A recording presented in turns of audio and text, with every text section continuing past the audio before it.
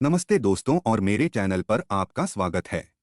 आज हम इतिहास के कुछ बेहद खतरनाक टॉर्चर देने वाले हथियारों के बारे में बात करेंगे। ये हथियार भले ही नॉर्मल लगते हों, लेकिन सदियों से इन्हें सजा देने और टॉर्चर के लिए इस्तेमाल किया जाता रहा है। गैरट गैरट नाम का हथियार सदियों से चला आ रहा है। इसकी शुरुआत रोमन साम्राज्य में हुई थी, जहां इसका इस्तेमाल लोगों को सजा देने के लिए किया जाता था। मध्यकाल में स्पेन और पुर्तगाल में भी इसका इस्तेमाल होता था। इसके अलावा 17वीं और 18वीं सदी में भारत में भी गैरट से मिलते जुलते हथियारों का इस्तेमाल किया जाता था। गैरट में एक पोस्ट से जुड़ा एक लोहे का कॉलर होता था। पीड़ित की गर्दन को कॉलर में रखा जाता था और कॉलर को धीरे धीरे एक स्क्रू द्वारा कस दिया जाता था जब तक कि सांस नहीं रुक जाती। हथियार को ब्रेन में खून के प्रवाह को काटने के लिए डिजाइन किया गया था, जिससे सजा लेने वाला बेहोश हो जाता था। गैरट मौत देने का एक आसान तरीका था, जिससे किसी को दर्द भी ज्यादा नहीं होता था। दुनिया में कई अलग अलग प्रकार की गैरट टेक्निक्स हैं, लेकिन वे सभी एक ही मूल सिद्धांत पर काम करती हैं। स्पेनिश गैरट, इसे गैरट वेल के नाम से भी जाना जाता है। इस प्रकार के गैरट का उपयोग आमतौर पर स्पेनिश इन्वेस्टिगेशंस के दौरान किया जाता था। यह एक ऐसा डिवाइस था जिसमें एक स्क्रू के साथ एक कॉलर होता था, जिसे पीड़ित के विंडपाइप को कुचलने के लिए टाइट किया जाता था। फिलिपिनो गैरट, इसे सिनेलास के रूप में भी जाना जाता है। इस प्रकार का गैरट लकड़ी या बांस के टुकड़े और रस्सी से बनाया जाता था। रस्सी को पीड़ित की गर्दन के चारों ओर लपेटा जाता था और रस्सी के किनारों से गला घोंट दिया जाता था। वायर गैरट, इस प्रकार का गैरट तार या रस्सी से बना होता है, जिसके दोनों किनारों पर हैंडल होते हैं। तार को पीड़ित की गर्दन के चारों ओर लपेटा जाता है और हैंडल का उपयोग इसे कसने के लिए किया जाता है, जिससे गला घोंट दिया जाता है। सेकेंड वर्ल्ड वॉर के बाद से वायर गैरट को दुश्मन को मारने के एक हथियार के रूप में इस्तेमाल किया जाता था। मई 1959 में पिलर परेड्स और जुलाई 1959 में जोस मरिया जर्बो ऐसे दो अंतिम सिविलियंस थे जिनको वायर गैरट द्वारा मौत की सजा दी गई थी। आइए जानते हैं हत्याओं में गैरट के उपयोग के बारे में कुछ फैक्ट्स। पूरे इतिहास में कई हाई प्रोफाइल हत्याओं में गैरट का इस्तेमाल किया गया है, जिसमें 1940 में लियोन ट्रॉट्स्की की हत्या और 1978 में इटालियन प्रधानमंत्री एल्डो मोरो की हत्या शामिल है। गैरट का उपयोग अलग अलग टेक्निक्स से किया जा सकता है, जिसमें पीछे से, सामने से और चिन के नीचे से टॉर्चर भी शामिल हैं। हर एक टेक्निक के अपने फायदे और नुकसान होते हैं और टेक्निक का चुनाव सिचुएशन पर डिपेंड करता है। कई देशों में गैरट का उपयोग इलीगल है। उदाहरण के लिए अमेरिका में गैरट के उपयोग को फर्स्ट डिग्री मर्डर माना जाता है और इसके इस्तेमाल पर उम्र कैद या मौत की सजा भी दी जा सकती है। गैरट एक खतरनाक हथियार है जो धीरे धीरे दर्दनाक मौत देता है। हालांकि यह अब उतना उपयोग नहीं किया जाता है जितना पहले किया जाता था। गैरट आज भी क्रूरता का एक भयानक प्रतीक बना हुआ है। स्पेनिश डॉनकी, स्पेनिश डॉनकी मशीन एक सुपर नुकीले लकड़ी के ट्रायंगल की तरह है। फ्रांस, स्पेन, जर्मनी और यहाँ तक कि अमेरिका ने इस स्पेनिश डॉनकी का इस्तेमाल उन लोगों को चोट पहुंचाने के लिए किया जिन्हें वे सजा देना चाहते थे। अपराधियों को घोड़े पर बिठाया जाता था, उनके पैरों पर वजन रखा जाता था और उनके हाथ पीछे से बांध दिए जाते थे। फिर उन्हें घंटे तक और कभी कभी तो दिनों तक बहुत यातनाएं दी जाती थी।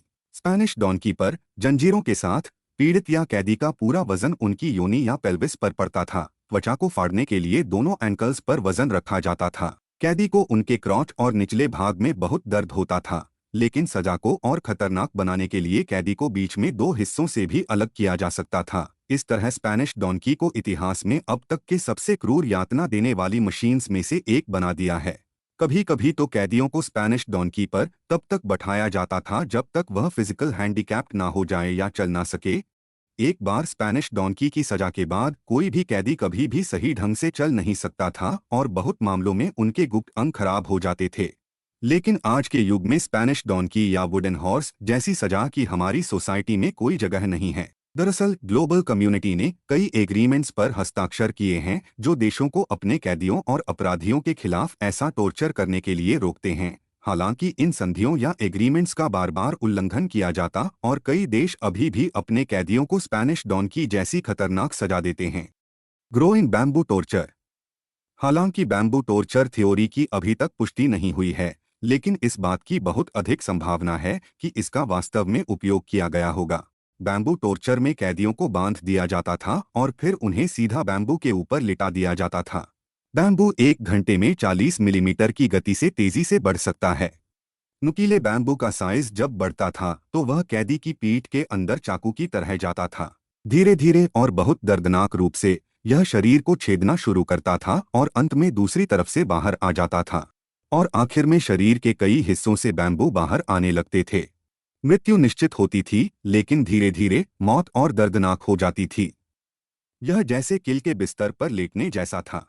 ईस्ट और साउथ एशिया में बैम्बू टॉर्चर को बहुत इस्तेमाल किया जाने लगा था। वर्ल्ड वॉर 2 में जापान के सैनिकों ने अपने दुश्मन सैनिकों पर टॉर्चर करने के लिए बैम्बू तकनीक का बहुत इस्तेमाल किया। क्या आपने कभी सोचा है कि बांस का इस्तेमाल इतनी भयानक चीज के लिए भी किया जा सकता है? कृपया कमेंट बॉक्स में जरूर बताइए। Chinese water torture. यह एक ऐसी टॉर्चर की टेक्निक थी जहां पर पीड़ितों के सिर पर या माथे पर लगातार ठंडे पानी की धीरे धीरे बूंदें गिराई जाती थी। पीड़ित बंधा हुआ था और हिलडुल नहीं सकता था। धीरे धीरे पानी की बूंदें डर पैदा करती थी, जिसके कारण 24 घंटे से भी कम समय में पीड़ित का मानसिक संतुलन बिगड़ जाता था। 1800 के दशक के मध्य में इस टॉर्चर का उपयोग फ्रांसीसी और जर्मन पागलखानों में कुछ डॉक्टरों द्वारा उनके मानसिक रोगों के रोगियों को ठीक करने के लिए किया जाता था। उनका मानना था कि सर में खून बनने की वजह से लोग पागल हो रहे हैं, इसलिए खून को बनने से रोकने के लिए उन्होंने अपने पागल खानों में ड्रिपिंग मशीन तकनीक का इस्तेमाल किया। बीमार लोगों को पहले पकड़ा जाता था और फिर आंखों पर पट्टी बांधकर उनके सिर पर धीरे धीरे ठंडे पानी की बूंदें गिराई जाती थी। इस ट्रीटमेंट से सरदर्द और नींद न आने जैसी बीमारियों का इलाज किया जाता था।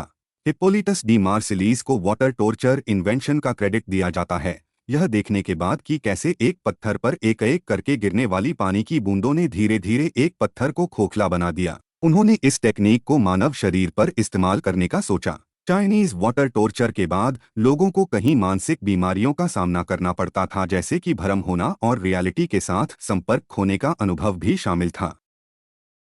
स्कैफिज्म। यह टॉर्चर सबसे खराब, दर्दनाक और रोंगटे खड़े देने वाली टॉर्चर टेक्निक्स में से एक है, जिसका उपयोग फारसियों और बाद में यूनानियों द्वारा किया गया था। इस टॉर्चर में कैदियों को अत्यधिक पीड़ा दी जाती थी और कुछ ही हफ्तों में सभी की मृत्यु भी हो जाती थी। सबसे पहले पीड़ित के सभी कपड़े उतार दिए जाते थे और फिर उसे एक नाव में लिटा दिया जाता था। दूसरी नाव को उनके ऊपर रखा जाता था, जिससे वह अंदर फंस जाते थे। व्यक्ति के सिर, हाथ और पैरों को बाहर निकालने के लिए ऊपर की नाव में छेद कर दिया जाता था। व्यक्ति को तब तक दूध और शहद पिलाया जाता था जब तक वह उल्टी ना कर दे, ताकि कीड़े उसकी तरफ आकर्षित होने लगे। यह हर दिन दोहराया जाता था, जिसका प्रभाव यह होता था कि मक्खियों, चींटियों और मधुमक्खियों मिठास से आकर्षित होकर उसके चेहरे पर बस जाते थे और आदमी को यातना और दर्द देना शुरू कर देते थे। इसके अलावा उसका पेट दूध और शहद के साथ फैलना शुरू हो जाता था। धीरे धीरे समय के साथ वह सभी कीड़े व्यक्ति के शरीर के चारों तरफ और शरीर के अंदर जाना शुरू कर देते थे और शहद, दूध और अंत में उस व्यक्ति का मांस खाना शुरू कर देते थे। कैदियों को इससे भी ज्यादा टॉर्चर देने के लिए उनके गुप्त अंगों पर दूध और शहद के ढेर लगाए जाते थे और छोटे छोटे कीड़े इन गुप्त अंगों पर दूध और शहद खाना खाने आते थे, जिसके कारण व्यक्ति के गुप्त अंगों में बैक्टीरिया की वजह से बहुत इन्फेक्शंस हो जाते थे। इन्फेक्शन वाली जगह पर मवाद या पस निकलनी शुरू हो जाती थी। मैगोट्स इंसान के शरीर के अंदर पैदा होने शुरू हो जाते थे, जिससे शरीर में और बीमारियां लग जाती थी। अब चूहों का आना शुरू होता है और वह मरते हुए इंसान को काटना शुरू करते हैं और उसके शरीर के अंदर तक चले जाते हैं। कैदियों को नावों में पीड़ित होने के लिए छोड़ दिया जाता था, अक्सर कई दिनों तक, जब तक कि वे भूखमरी, डिहाइड्रेशन और इन्फेक्शंस से मर नहीं जाते थे। इससे पहले कि हम इस वीडियो को खत्म करें, मैं आप सबसे गुजारिश करता हूं कि हमें इंसानियत को बचाकर रखना चाहिए। पिछले कई सालों में हमने कई इनोवेशंस की है, अपना लाइफस्टाइल बढ़ाया है और इसके साथ साथ हमने इंसानों को टॉर्चर देने के नए नए खौफनाक तरीके भी देखे हैं। हिंसा और अत्याचार इंसानियत के बिल्कुल खिलाफ हैं। ये न सिर्फ भयानक पीड़ा देती हैं, बल्कि लोगों की जिंदगी तबाह कर देती हैं और उनके और पूरे समाज पर गहरे निशान छोड़ जाती हैं। हमें एक अलग रास्ता चुनना होगा, जहां बिना किसी बर्बरता के न्याय मिल सके। चलो मिलकर इंसानियत की सबसे अच्छी चीजों को बचाए रखें, बेरहमी के अंधेरे को दूर करें और एक ऐसा भविष्य बनाएं जहां रिस्पेक्ट हर किसी का बुनियादी हक हो। वीडियो देखने के लिए धन्यवाद। प्लीज इस वीडियो को लाइक करना ना भूलें और मेरे चैनल को सब्सक्राइब करें। एक बार फिर से धन्यवाद।